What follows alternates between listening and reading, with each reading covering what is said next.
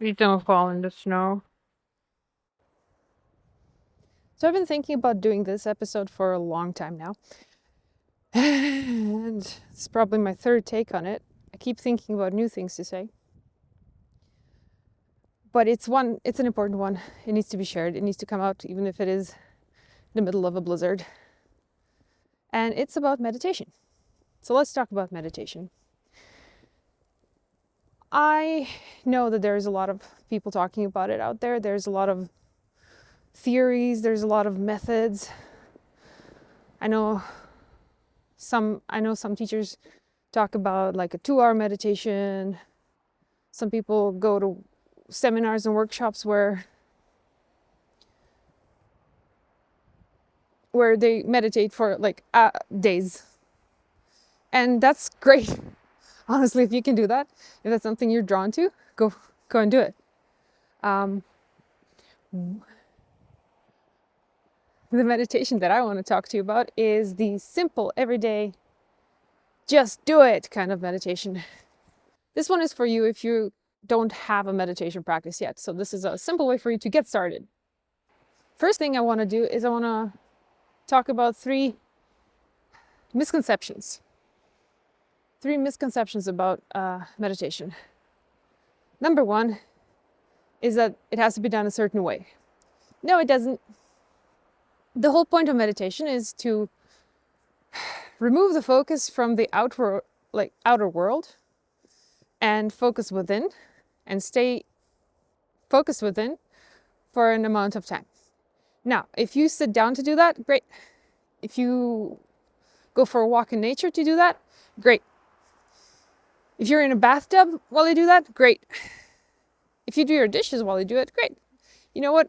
Driving is a great one. Driving really, especially if you've been driving for a while and if you're driving a route that you go daily, like let's say to work and back.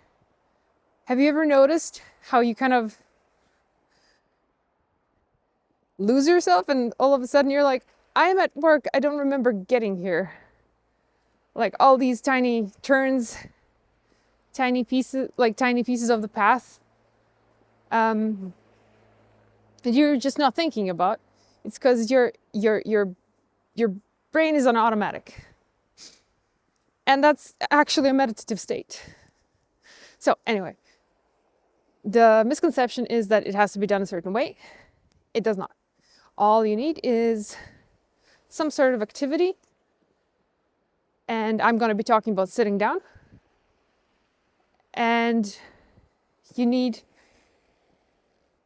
to give yourself a space where you won't be bothered, where you won't be disturbed. Misconception number 2 is that you have to silence your mind. I don't think that's possible. I don't think silencing your mind is possible. Your mind is always going to have things to say, you can't, it just doesn't, no. It just doesn't work. So if you're thinking, well, I've tried meditating before, but I can't silence my mind, therefore I don't know how to do this. Good news for you. You don't have to do that. The thing you need to realize is that your brain will keep talking. Your mind will keep... There will be action happening, especially in the beginning. Like let's say you're meditating every single day for a month. It's probably going to happen for at least the first 2 weeks that there's a lot of chatter in there. And that's fine. What you want to do is look at yourself as an observer in a theater. So all the thoughts, everything that's happening inside your head is on the stage. And you're just watching it, you're just observing it. You're not interacting with it. You don't interact with actors in a theater, do you? No, you just let them play their own thing on stage. And you watch them and you observe and you have thoughts and feelings about it. But then you also remember, oh wait, that's not real. And that's going to be the whole thing. It's going to be the whole thing with meditation is going to be noticing, getting triggered, And then remembering that it's not real, that it's not about you, and calming back down. And that's going to be the process. Oh, what's number 3? Guided meditation is the same as meditation. Well, I mean, in a way, it is a meditation, but it's not the kind that I'm looking at. So, quiet meditation, where you sit down in quiet for 15 minutes, is the purpose of that is to hear your inner voice. It's to hear that voice inside you that you don't normally hear because everything else is louder. Other people's opinions are louder, or your emotions are louder. It's the best possible voice to hear. And some people might look at it as the voice of God. That's also fine. It's all just a matter of definition. But we want to settle so that we can hear it. When you do a guided meditation, which are great, and I love them too, but it's not something that I would do every single day.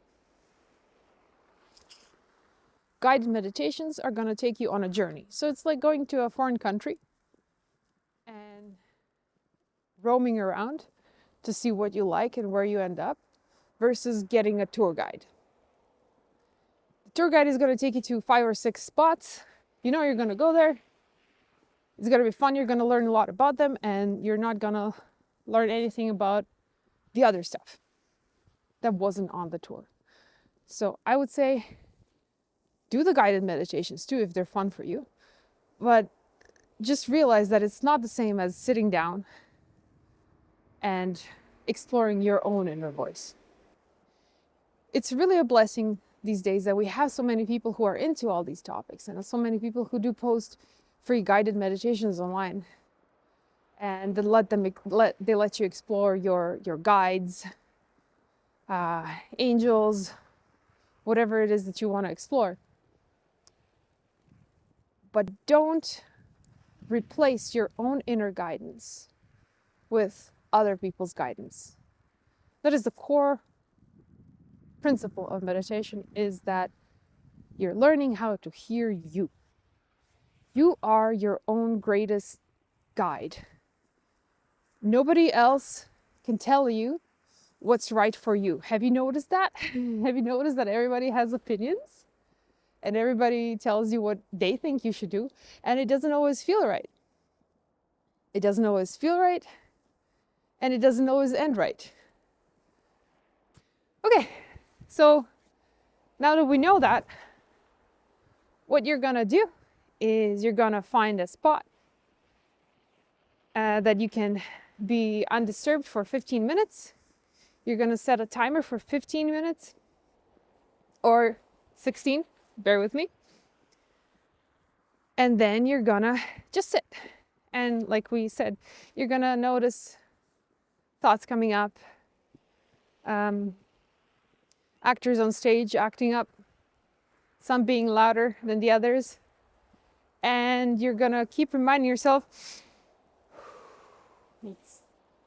okay, ooh, I see you, carry on. I see you, carry on. And every now and then you're going to get involved with it emotionally. And this is maybe something for you to look at afterwards. I'm going to talk about shadow work at some point. But triggers are fantastic indicators of where your energy is and what you can do to do better. But for now, what you're doing is you're just noticing that it's there and breathing through it. Okay, moving on. I recommend keeping a journal. Now, I love journaling. But I also know a lot of people who are super awkward about it because like, oh, what am I, a 10-year-old girl?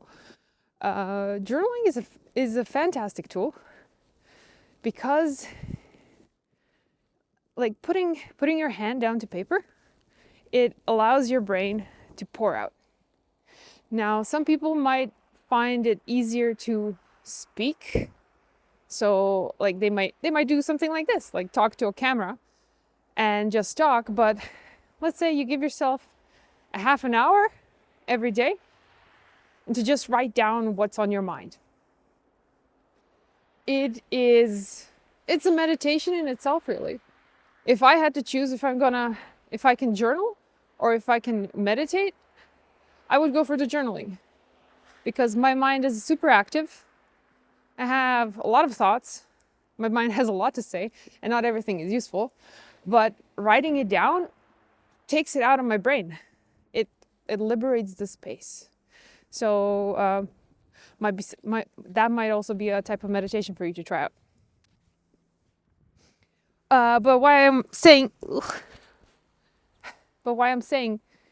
keep a journal while you're starting to meditate is because it helps your brain when you can track progress. Because your brain is always going to try to stick to your status quo. So if you're not very active and you're trying to get more active, your brain might be throwing things at you like, you're not an active person. You don't have energy for this. You're never going to have energy for this. You've never had energy for this. Like it creates this fake reality to justify what it's telling you. And the only reason it's telling you things is because it's trying to perpetuate the status quo. So when you start changing your habits, including meditation in your everyday is one of them, your brain is also going to start to change its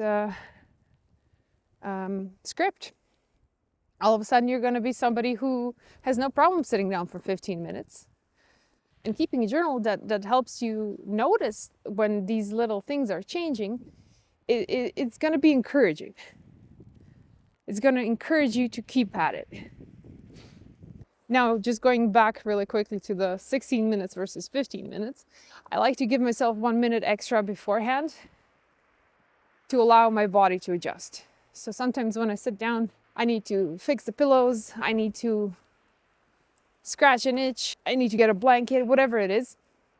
So I give myself 1 minute extra so I don't feel like I'm taking it away from the meditation. Because it's like, oh, if I'm sitting down, I'm going to do this right. It's going to be 15 minutes. I'm not going to take away from it. That's just my brain. But take it or leave it. When you sit down, the important thing is keep your back straight. Right now, if you haven't meditated before, your brain looks at it and your brain looks at you calming down, getting comfortable, and it thinks, oh, cool, sleepy time. So if you lounge, if your back isn't straight, you're going to fall asleep 100%. Don't even worry if you do fall asleep. Just keep coming back to it every day. It's all about habit creation. It's all about accumulating that effect. So what I'm going to do, I'm going to put a video at the end of this video, and I'm also going to make it a standalone where you can follow along a 16-minute meditation that it's going to start with some light music and then it's going to go silent. So you have 15 minutes of silence. And it's going to bring you out with light music as well. Ooh. Oh my goodness. Everything is wet. The reason that I wanted this to be the first video is because this channel is supposed to bridge the left side of the brain and the right side of the brain. So the logical thinking side and the spiritual experiential side. And the first step in that is to learn how to hear yourself. You are going to be your own guide. I'm just going to be here coaching you from the sides, telling you, hey, did you hear that? That was you. You should probably do what you're telling yourself to do. So I hope this helped.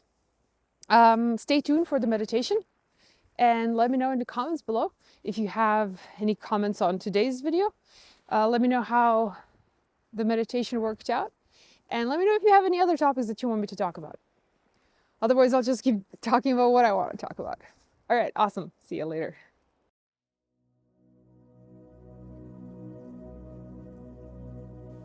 Find a comfortable seat.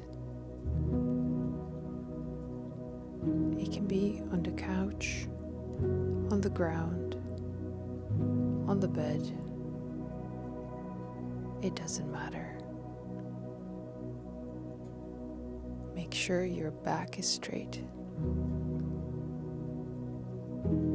If you need support, prop yourself up with pillows.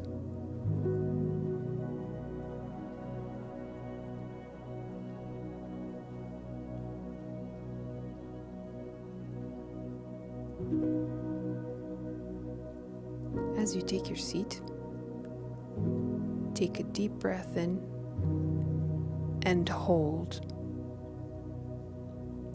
As you hold your breath, tense up your entire body. Every single muscle should be tense.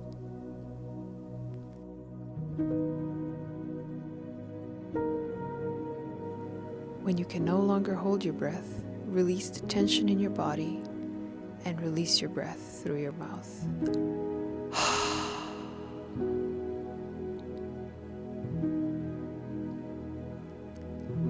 Do this 2 more times.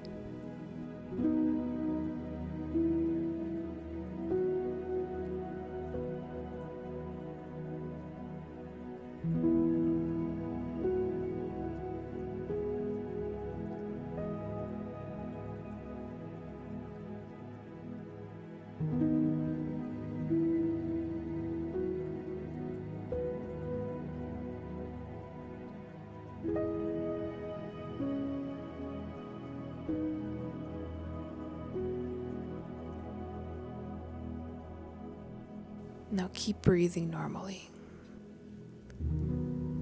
Notice if there's any tension in your body. Notice if there are any itches. Are you comfortable? Are you warm enough?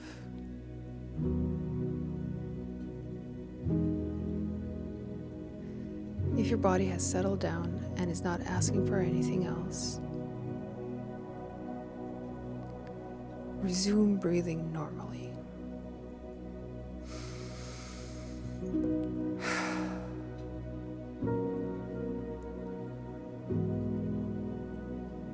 We will now begin the meditation.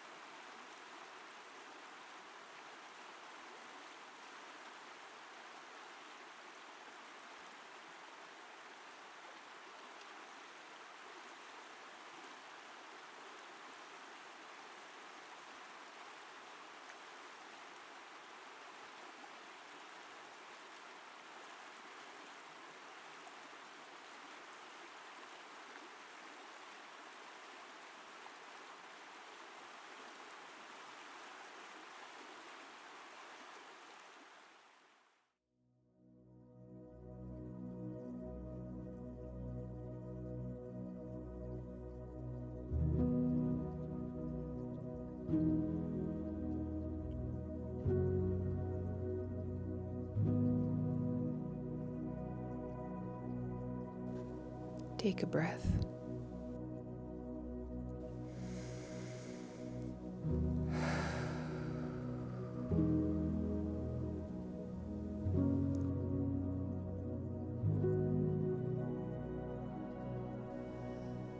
And slowly start to feel your body again.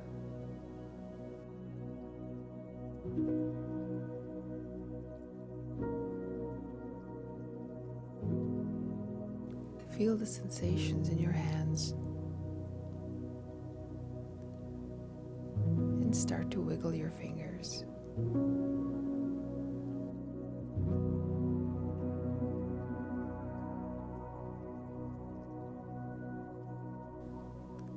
Feel the sensations in your feet and start to wiggle your toes.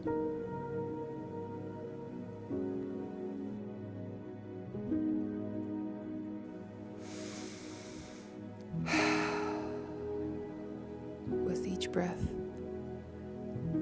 feel the energy returning back into your body. Stretch your arms above your head and feel the stretch going through your whole torso.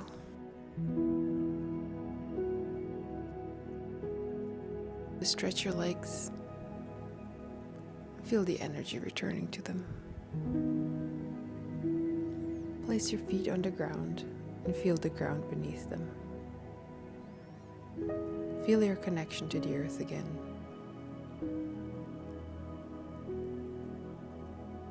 Go have a glass of water or a healthy snack. And I recommend journaling your experience.